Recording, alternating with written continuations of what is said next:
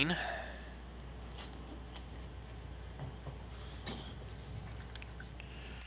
Chicka chicka, we're green.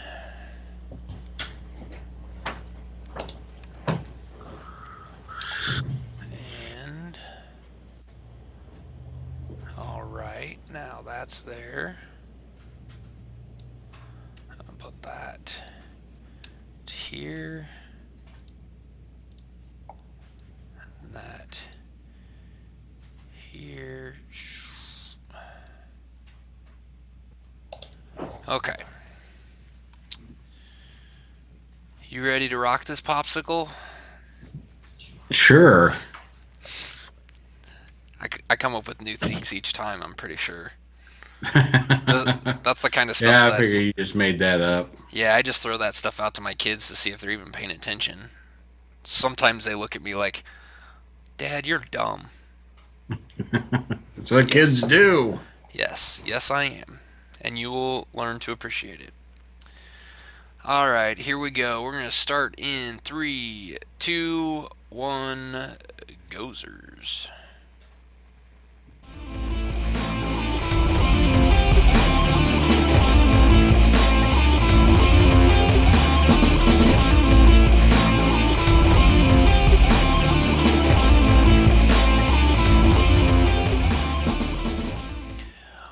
Welcome everybody to Geekvice number 177, proving any vice with enough geek can become a virtue. My name's Morph, that man's Kip. Good evening, Kip. Good evening. How are you doing this week? We're recording a little bit later than normal because Kip has started CrossFit training and he was in Omaha with his wife for a couple of big reasons, but one of them being Holly getting her trainer's certificate Level thing. 1 certification. That's what it was, level 1 certification. So that's pretty awesome. Did that everything go okay for that? She's all in and good? She had a good time in classes, and she finds out next week how she did on the test. Nice. Awesome. Very, very good. The other reason that they were in, or I guess maybe not the other reason, being in Omaha, doing all that, gave them an opportunity to be co hosts on another podcast arcade show, Falcon Punch Thunder Dads. So Holly and Kip were both on Falcon Punch Thunder Dads, and you guys can. That episode has aired, I believe. Yeah, Eddie posted it Sunday night. So it is out there. If you go check your feeds for that show, it will be there. You could check their website. Actually, the best way to go to get there, the easiest way, is to go through the podcast arcade. So go to thepodcastarcade.com and click on Falcon Punch Thunder Dads, and that'll take you right there to it. So that was very cool. I think it's awesome that you guys got to do that. Yeah, it was a lot of fun. We just talked CrossFit, of course, and my wife did most of the talking, so you don't have to listen to my voice. So there's a bonus right there. And yeah, Eddie made it pretty easy for us, and find out what our CrossFit journeys are all about by listening to Falcon Punch Thunder Dads. There you go. Couple other quick announcements that we have. We've got O Comic Con coming up in a month, so or a little more than a month, but just a couple days more than a month at the time of recording this. So go get your tickets for O Comic Con. We will both be there, as well as other members of the podcast arcade. I think at one point we might actually have every member of the podcast arcade at O Comic Con. It would be amazing. I think it might be happening. So that will be like the planets aligning, or hell freezing over, whichever one you want to go with.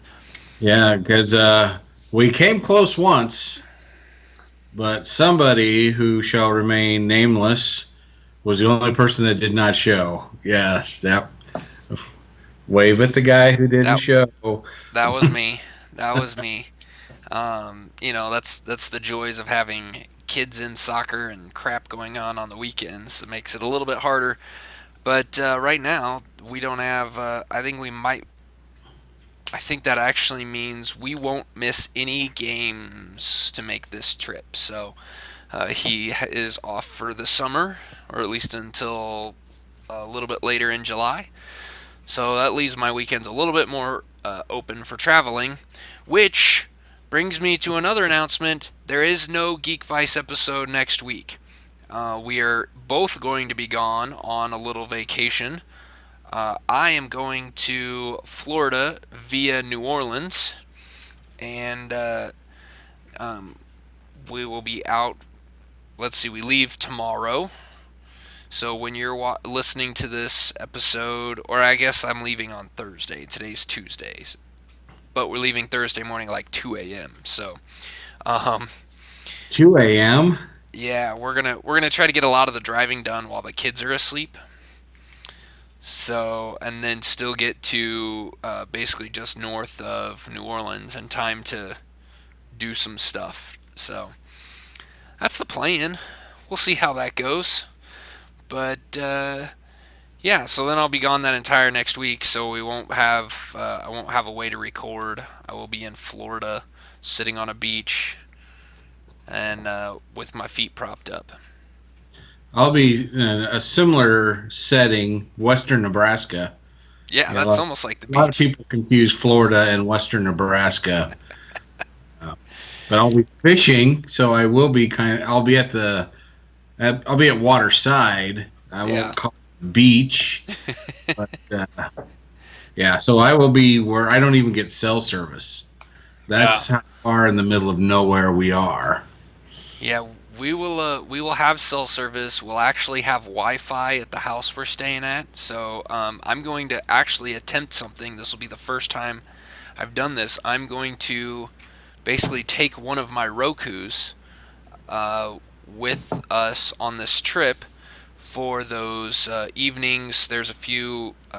Well, this weekend is U.S. national team World Cup qualifying. So there's actually two World Cup qualifiers this weekend.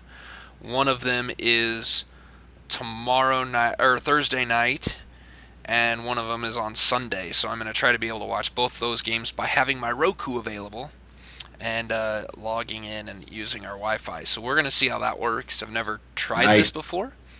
I've heard good things that it does work, but I've never actually tried it. So I will report back when we are back the week after that, which is our last announcement. That is Alien Week. Oh So the week yeah. we are going to miss 1 week, and the next week is going to be the Podcast Arcade's Alien Week. We're going to talk about aliens. We got a good show lined up for you, and we're even going to be wrapping in the Geekvice gaming episode on that Thursday to be an alien centric episode as well. It's going to be the start of another little 5 or 6 episode um, let's play of a game that you'll have to tune into that to hear what it is. How about that for pulling your Johnson? Yeah, that was as cryptic as it can get, really. Yeah. So that is enough about announcements because we really have a good show for you tonight. I'm excited for it because we got a couple of things that we're going to talk about, a couple of big topics, and we're going to start off with Kip and Holly went and saw Wonder Woman over the weekend, and Actually, they're she's not. she, She she. Oh, did you just go while she was in her CrossFit stuff? Yeah, Eddie and I went. Oh, nice. So you went and saw with Eddie. Man, we should have had Eddie on to talk about this too. So how? I mean, there's been tons. I read one not good review, and that was kind of the before the movie was released. And every review I've read after that, every person I've heard talk about it, every Facebook post, every male, female, didn't matter. Everyone has been screaming the praises of Wonder Woman. Kip, which side of the fence are you on? Well, the guy who gave it a bad review is communist, is the only way I can put that. Well, they Uh, are British. well, there you go. They, he hates everything, apparently. Um, I am on the side of it was a great movie. And it truly was. I tell people the last time DC had a movie that I liked was when Heath Ledger played the Joker. And this is probably even better than that movie. Wow, Yeah. that's really high praise. It And is high praise considering a movie that has a character in it called the Joker.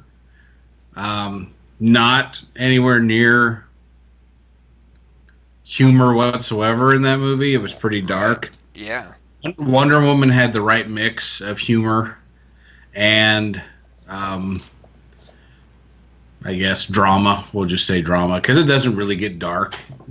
They avoided that, which I really appreciated. that was good. Yeah. That's good because it's almost like, after Batman vs Superman and the Man of Steel, and then of course all the Nolan Batman trilogy, like all those movies just kept trying to be dark and brooding, and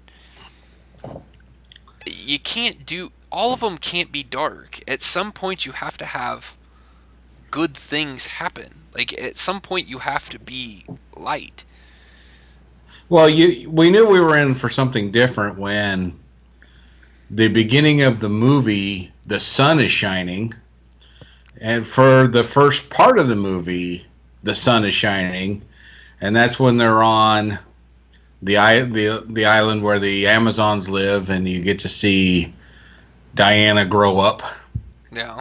and become who she is today. Um, Her mom is played by Connie Nielsen, which you may remember her from Gladiator. Mm-hmm. Um, I don't know what it is about Connie Nielsen and picking her roles, but every time she picks a role, I hate her character. I don't think it has anything to do with her. I just think it's just who she was cast to play. Right. But this movie gave me no reason to like her. um, then the other really strong female at the beginning of the movie is Robin Wright, who plays the general who trains Diana. We know her from House of Cards, Princess Bride. She's fantastic once again. No complaints there whatsoever. Um, when Chris Pine shows up, you're thinking, okay, here's where the movie takes a turn, but it doesn't. He brings enough levity to the part. I mean, it's Chris Pine. You know what you're going to get. It's kind of that boyish nod to the camera as he's playing his part. You know what I mean? Right. Um, there are some chances or some tries at some sexual overtones, but it's really not prevalent. Um, Chris Pine was good. I've always liked him. He he played his part perfectly. Gal Gadot, you're gonna fall in love with this woman when you watch the movie, and Yeah. it has nothing to do with the way she looks. The way she played this part was phenomenal. She played it as a woman who thinks she's worldly, but she has that innocence to her, and it was fantastic. And just she's an Amazon warrior, so she's tough yet innocent. It's just the way she played that part was amazing. I really loved it. That's awesome. That is awesome. And so you're not the only person to compare this movie to the Dark Knight. Or what is that? That was the Dark Knight Rises, right? Yes, yeah, I think so. Yeah, Or no, it was just the Dark Knight, wasn't it? I don't know. I don't whichever know. one. We should probably do our research and stuff, but Well, heck. I hate how they named the Batman movies because they just became hard. We'll just call it the Joker movie because that's really what it was. So you're not the first person to compare it to the Joker movie because Yeah, um, it's just the Dark Knight. that movie. I was listening to a review of Kevin Smith and on his Fat Man on Batman podcast, and he brought up that same point. He said that this movie was right up there with, if not better than, it's just behind or equal to The Dark Knight, which is, when somebody who has the movie credentials and the movie knowledge that he has says that about a movie, I kind of stop and listen because he's not an idiot. Like the two of us who have no history in the movie industry other than we enjoy watching movies. We've never made a dollar from the movie industry. Um, but I gotta say, I'm excited to go see this. I'm going to go see this. I'm actually thinking possibly the I might actually go see it next Friday Okay. because we get back in town. So I have that Friday off. I might actually see if I can pick up the wife and kids and possibly go see this movie because I've heard this movie's not now. Correct me if I'm wrong. I've heard that this movie's, although it's not too terrible as far as scenes that would be bad for kids per se. It's on par with stuff like, um, Avengers or some of the other Marvel movies as far as graphical violence. That's true. There's not like blood splatter and things like that. People get shot with bows, with arrows and bullets and that kind of thing, but it's not graphic by any stretch. Right. I don't even think there was any cussing. I, I curse like a sailor anyway, so I may not have noticed curse Well, and words. my kids hear it from me all the time, so Yeah, they probably wouldn't even know it either.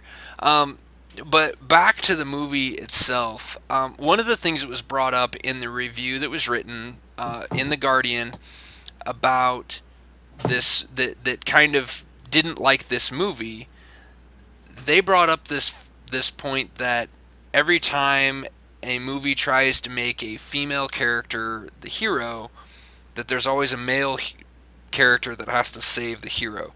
So in this movie, does Wonder Woman, is she really the hero of the movie, or does Chris Pine have to save her to save the day? I don't know what movie this guy watched because there was times where she had to save the men. Um, there's a scene where they're in trench warfare. This is World War I.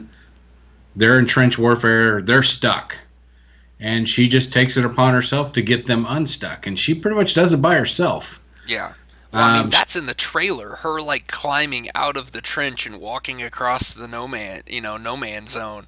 Like that's that was powerful in the trailer. I can't wait to see that in the movie full screen, all in her glory. Like, I mean, that's to me that's kind of that's what Wonder Woman is.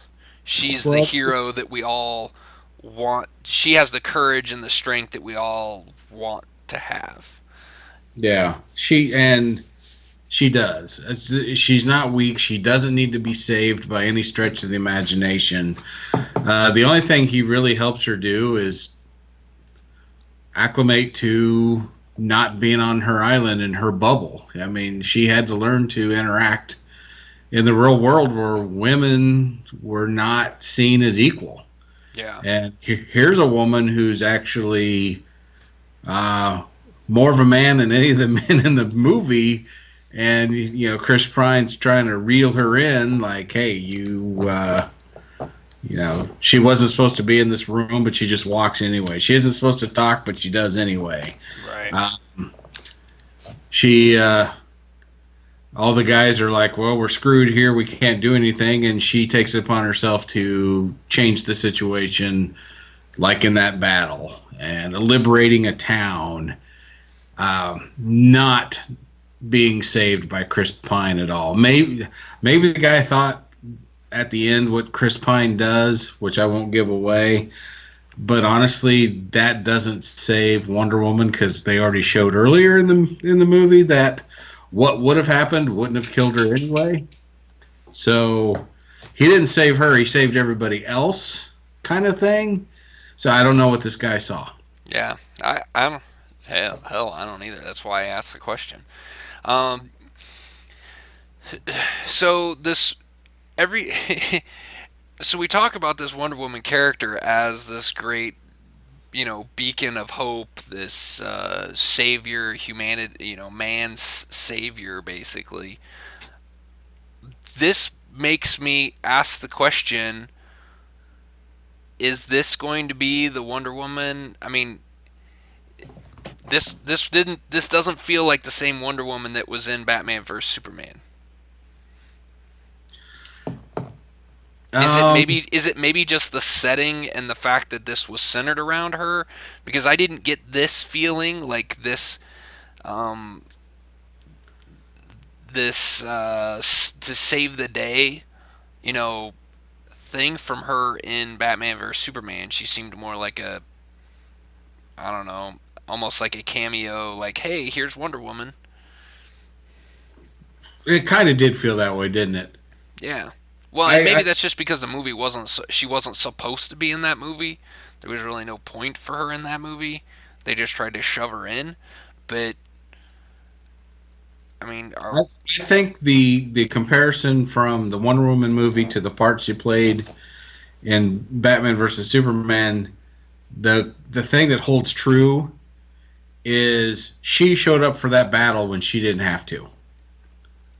That final battle in Batman versus Superman, she did not have to even show up, and she did, and right? she played a big part in the battle. To me, those two, that scene there plays into what her character was in the movie. The rest of it, maybe not. I'd have to see it again. Yeah. Which I really never really want to see Batman versus Superman again. But um, in Wonder Woman, she has to battle the whole idea of, is mankind worth it? Are they innately evil? Are they worth being saved? And then she has to come to her own conclusion at the end, which everybody knows what that conclusion is because she's Wonder Woman and she saves the day. But she had to get there. Yeah. And it is because of Chris Pine that she got there. Maybe that's where he thinks the saving came. But physically, he never had to save her. She was 10 times the badass he would ever dream about being. Right. But getting her to that realization that she needed to know that mankind was worth saving, yeah, that's on Chris Pine, but our Major Trevor, whatever you want to call him. Yeah. Um, maybe because this happens in World War One, maybe after she makes this realization and she has to live so long, as a third, a woman who looks like she's about 30, Mm-hmm. while everybody else is aging and dying, maybe that creates what we saw in Batman versus Superman. So Yeah. maybe she does get there. But It'll definitely be interesting because I'm curious. So I'm curious to see where they go from here. Because they've got this Justice League movie that they're going to be doing, and she's going to be a big part of that. Um, how they how they play her character in there and how that character fits. I hope that she is, especially since they've butchered the way Batman or the way Superman, because Superman and Wonder Woman in growing up, they were the same thing. One was just male, one was female.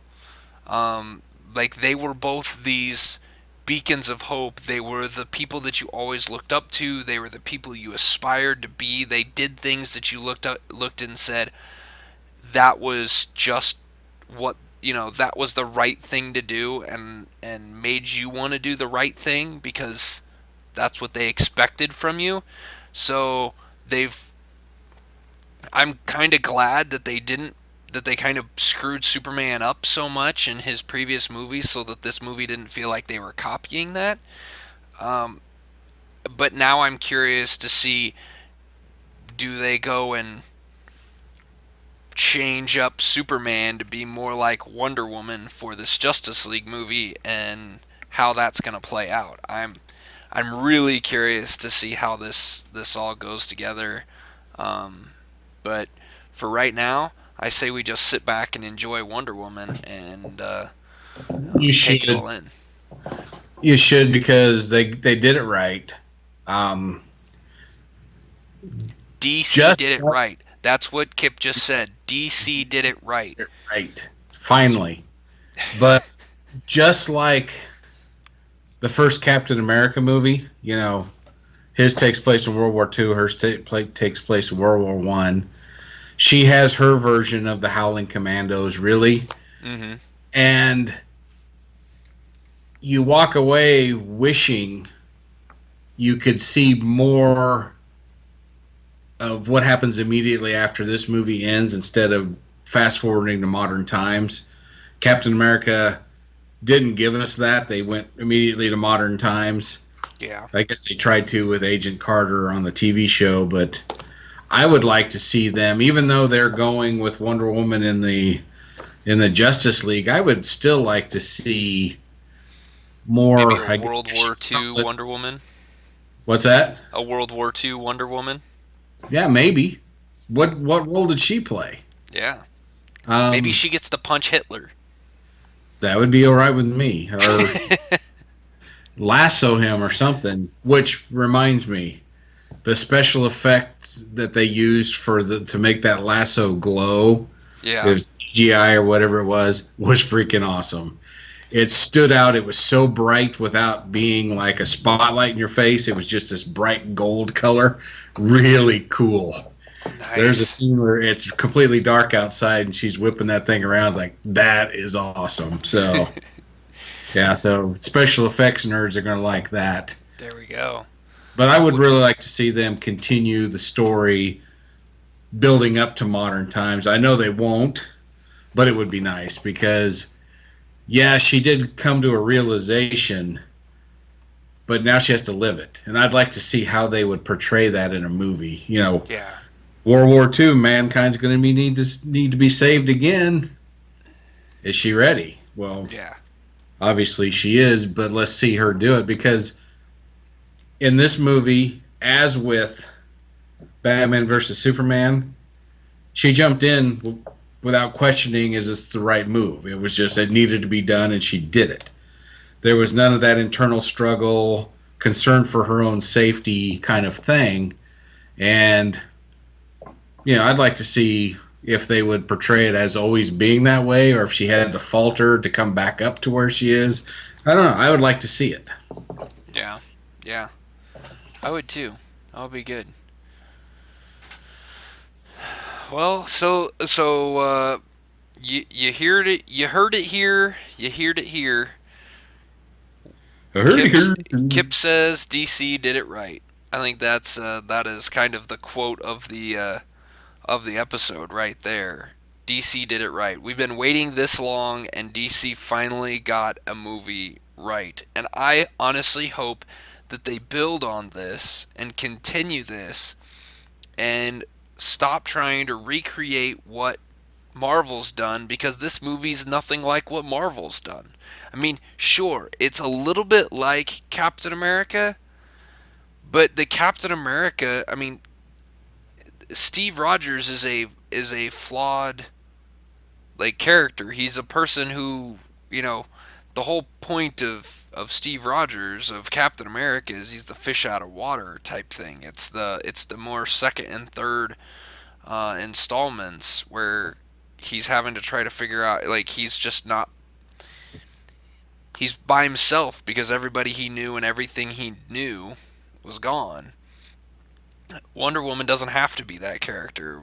She's the beacon of hope, and I am so glad they finally got that right, and I hope that they keep going with that. I hope that we get a Superman movie where he's the beacon of hope. I hope that we get a Justice League movie where the Justice League you know, is something to look up and aspire to, not something that's flawed and falling apart and needing, I want it to be something that we can all look at and go, yeah, those are the good guys. And I agree with you because normally, well, I'm going to say normally in comparison to myself, when I think of DC, I do think of the lighter colored textures. I think of the Boy Scout quality of Superman, that whole optimistic, innocent Yeah. feel to the DC universe. Marvel, I'm used to it being a little more edgy, a little darker. I Mhm. and that's fine. It works for them, but I think DC needs to keep it maybe not as quite as light and airy as Christopher Reeves Superman, but you can bridge that gap.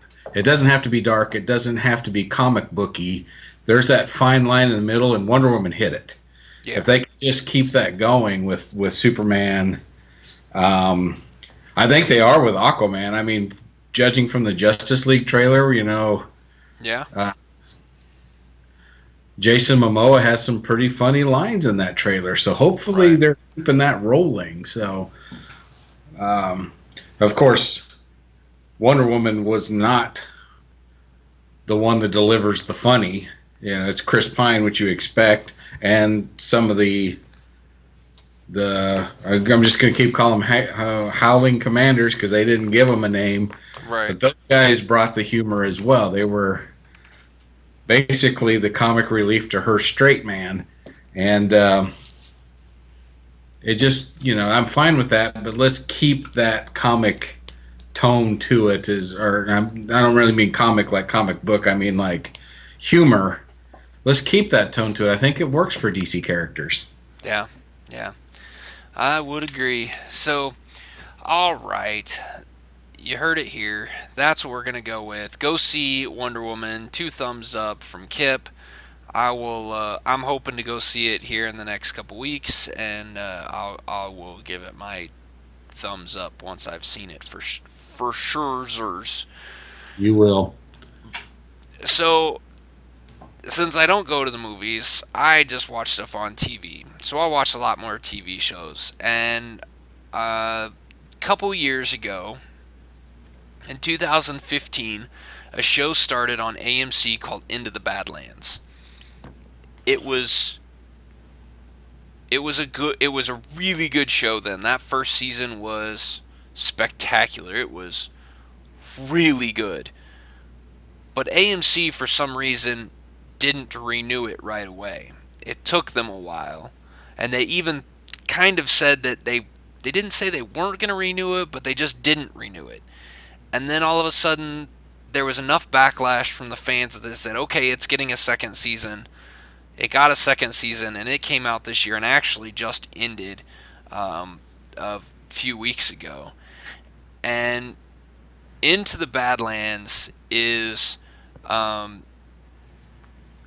is a story that is best described from the opening intro. It is one paragraph that is read by one of the characters, and it says, "The wars were so long ago nobody even remembers. Darkness and fear ruled until the time of the barons, 7 men and women who forged order out of chaos.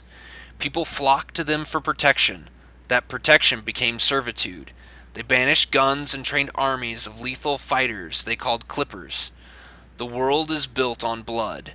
Nobody is innocent here. Welcome to the Badlands." Hmm. That is how every episode starts. It With a just get text full of that, or does somebody No, read? it's read to you. It's read to you with some really good kind of like kung fu type music in the background. First of all, just for the sense of the show, if you like movies like Crouching Tiger, Hidden Dragon, if you like TV shows like what Iron Fist could have been with combat, martial arts, sword play, but you like post-apocalyptic movies like Mad Max, you're gonna love this show. Um, the setting for it takes place in a post-apocalyptic world about 500 years after a war has destroyed civilization. There's still electricity and cars, but no guns. Guns have been outlawed, banned, or they just never got remade. It's vague on what they did with them and why they're not there, but they're not there. So the weapons consist of melee weapons like swords, daggers, throwing stars, your martial arts type stuff. The Badlands are a segment of the world that is walled off. It's traffic going in and out of them is not forbidden, but very, very restricted. You have to know the right people to go in and out. And the world has been the Badlands is basically just the world, and they consider everything outside of that the Badlands to basically be wild, harsh. Chances of you surviving out there are slim to none. Um, but there is this myth of a utopian city called Azra that is out there. Um, it's They talk about it in this movie, and that's or in this TV show. I say movie because it feels like the first season was 6 episodes. It felt like a 6 hour long movie. Um, the the second season was 10 episodes. That felt like a 10 hour long movie. Watching all of these together, and it wasn't 10 hours like you felt like it was too long. It was 10 hours like you wish there was more. You want more when you get done watching this. It is really good. So they talk about Azra in the first season a lot because the story centers around a clipper named Sonny, who is he is the head clipper, which is also called a regent for big one of the most feared barons in the Badlands. Him and he ends up finding a kid named MK. Just a kid that finds out when he gets cut, he has these powers that become uncontrollable, and he becomes a killing machine.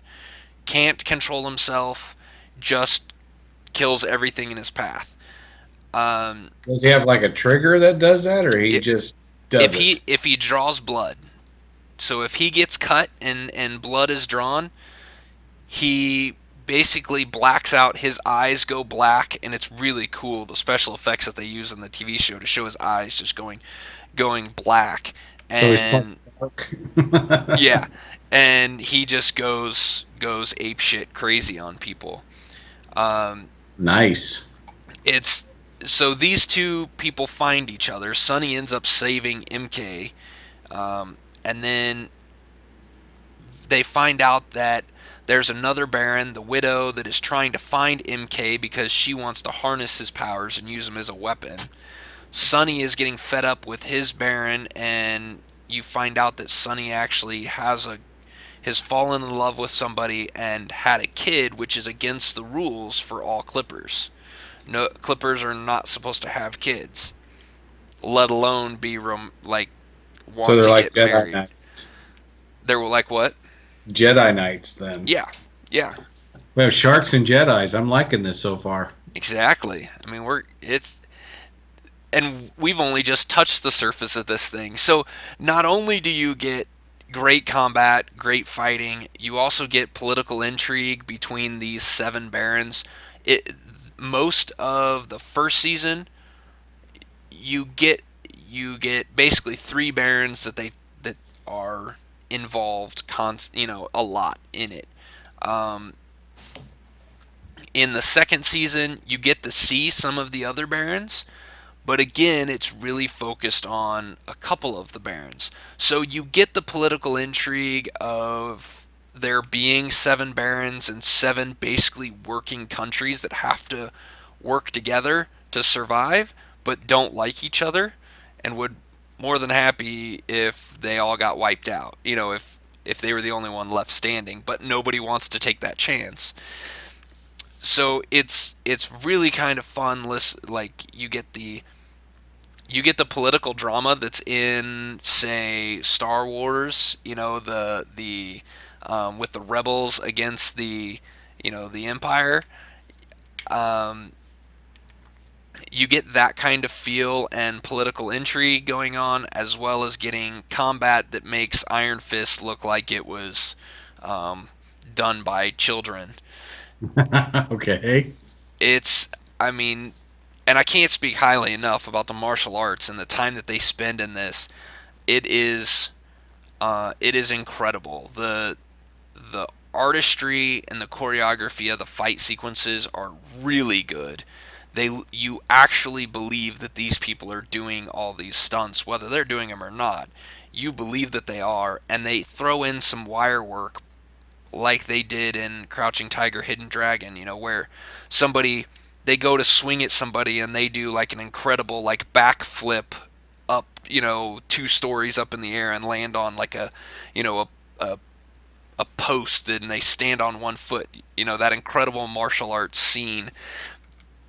There's some of that wire work that's done, but the wire work isn't so over the top and isn't done so much to take away from the fight scenes. There's So still they're not the flying through the trees and jumping from housetop to housetop. Then no, nope, good. That annoyed me with Crouching Tiger, Hidden Dragon. no, no. They don't have that sense, but you will get the it. Most of the wire work is done in like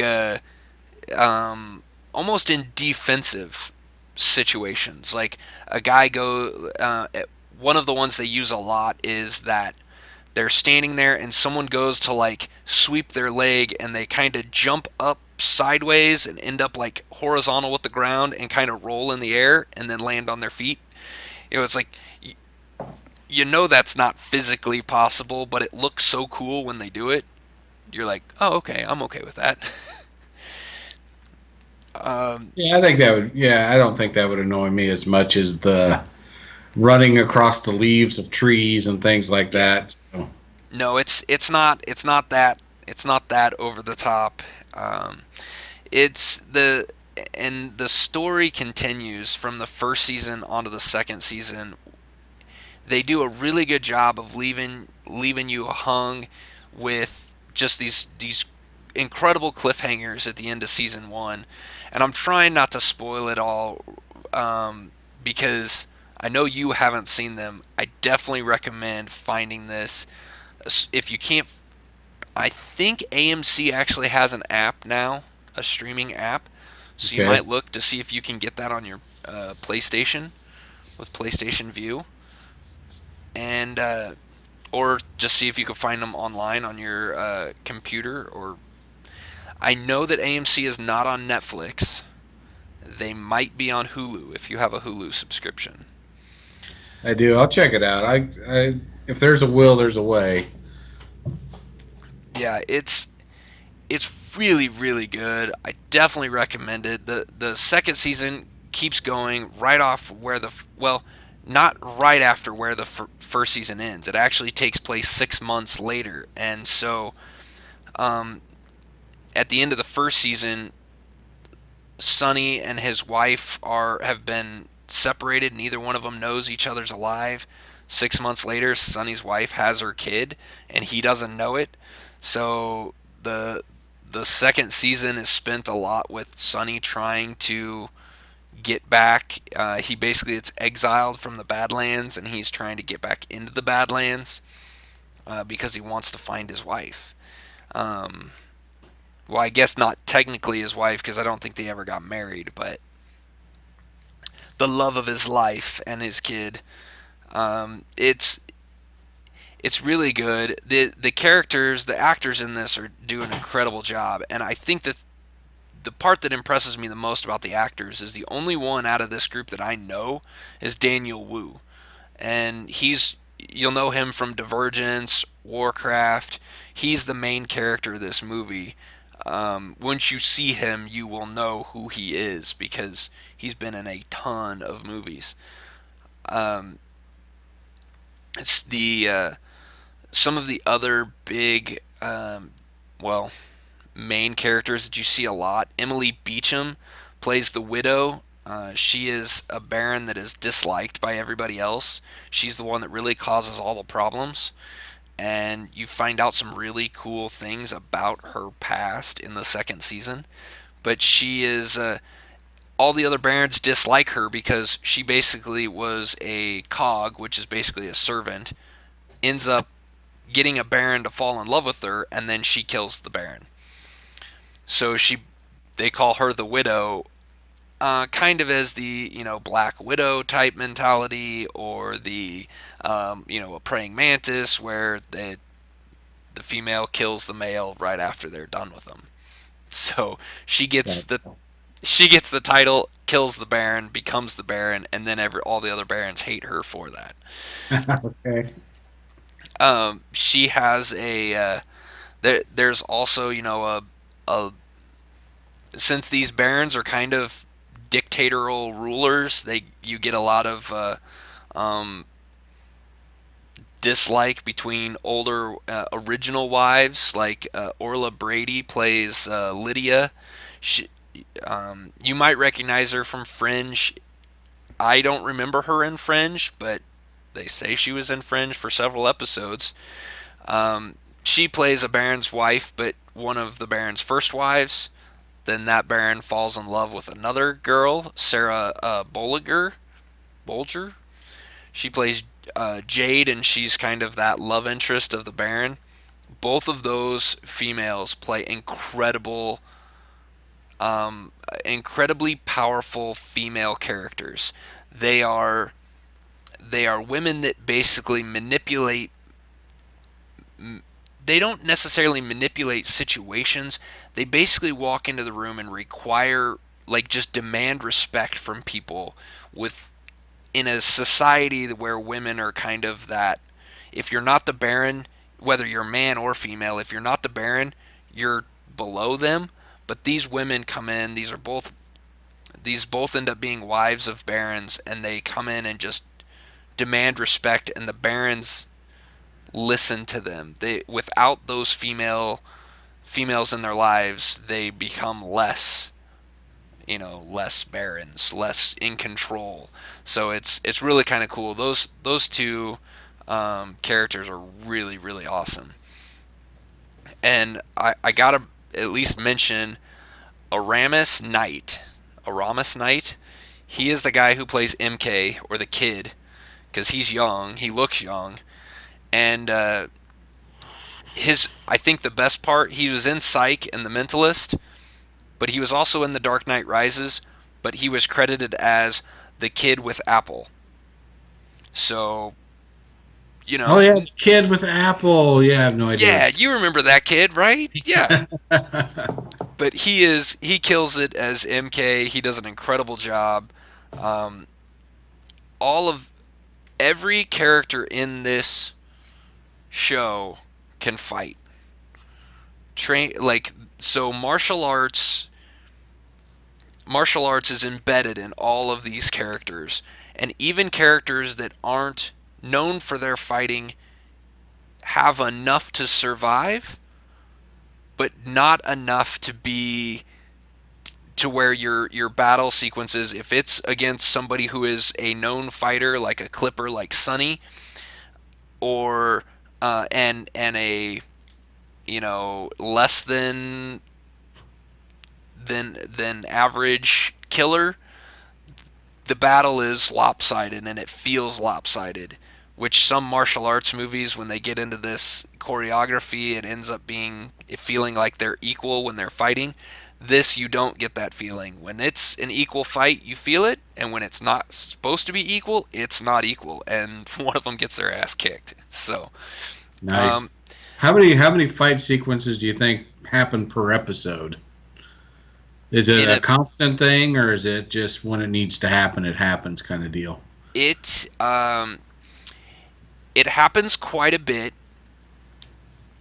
I would say there's probably two or three good fight scenes in each episode. There is at least there's at least one in every episode. But the you also have to think of it as this kind of like any post-apocalyptic type movie. Fighting is kind of the first resort. There's a few people who would rather talk and try to diffuse things by talking, and then there's others that just say, you know what, I can kill you in a second, so that's going to be easier to do than try to talk to you. Um, but you also get to see Sonny goes from the very first episode in the first season, somebody who doesn't question anything and just kills people because he's told to the end of the second season where he doesn't, like, he's killed enough people and he doesn't want to do it anymore. He only does it out of necessity. And so you see his fighting style change from being aggressive at the beginning to being just kind of that. I call it the cop fight style. You know, doing enough to protect themselves, but not enough to actually do any damage. Okay. So you see that change throughout each of the episodes, and so the fighting's not over. It's over the top watching it, but it's not so much that you go, oh, another fight sequence. No, that sounds good to me because yeah, the way um, it started, like you were making it sound, it sounded like you know it was Fight Club almost. But I like the idea of it not one of the okay. I'll have to step back. One of the things I hated about some of the movies, um, like Batman versus Superman and things like that, was the battles went on way too long because no matter what skill level everybody had, they were even. Yeah, And the battles, it was like watching a WWE match. This guy's down for a while now. This guy's up for now. And it's. they're I'm glad to see that they recognize that not everybody's the same, and somebody's going to get it handed to them. yep, yep, and they do a really good job with that. There's a few fights, and it's not every episode. There's a few fights throughout the two seasons where you say this fight should, before it starts, you go, this is an equal fight. This is going to go on too long.